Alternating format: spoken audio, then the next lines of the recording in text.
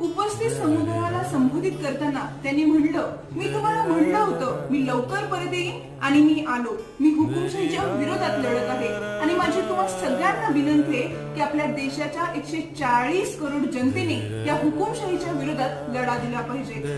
तिहार जेलमधून सुटका झाल्यानंतर अरविंद केजरीवाल यांनी आपल्या भाषणात काय म्हणले हे जाणून घेऊया.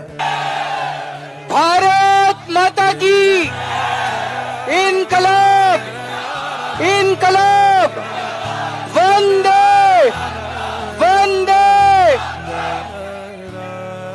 आज आपके बीच में आके बहुत अच्छा लग रहा है।